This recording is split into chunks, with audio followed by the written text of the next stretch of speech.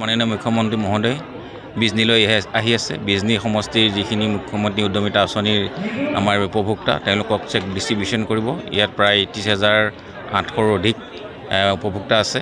তেখেতসকলক ইয়াতে check distribution কৰিব, তেওঁলোকক এড্ৰেছ কৰিব। আমি আশা কৰিছোঁ আমাৰ প্ৰস্তুতি প্ৰায় অলমষ্ট 80% হৈ গৈছে। ৰাতিৰ ভিতৰত আমাৰ 100% হৈ যাব। চ' আশা কৰিছোঁ কালি প্ৰগ্ৰামটো খুব সুন্দৰকৈ হৈ যাব। ইয়াত কোনো অসুবিধা নাই আৰু সকলো আমাৰ মহিলা উদ্যমিতা বেনিফিচিয়াৰী ইয়াত আহিব।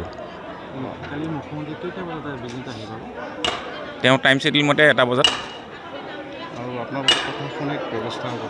সকলোখিনি ব্যৱস্থা ৰখা হৈছে। পুলিচ চিকিউৰিটি চবফালে এৰেঞ্জমেণ্ট কৰা হৈছে আৰু হেলিপেড ইতিমধ্যে সম্পূৰ্ণ হৈছে আৰু চবফালেদি আমি বেৰিকেডৰ ব্যৱস্থা কৰিছোঁ।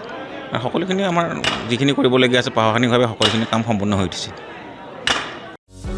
যিকোনো খবৰৰ বাবে যোগাযোগ কৰক আমাৰ এই নম্বৰত 9181 307 2221।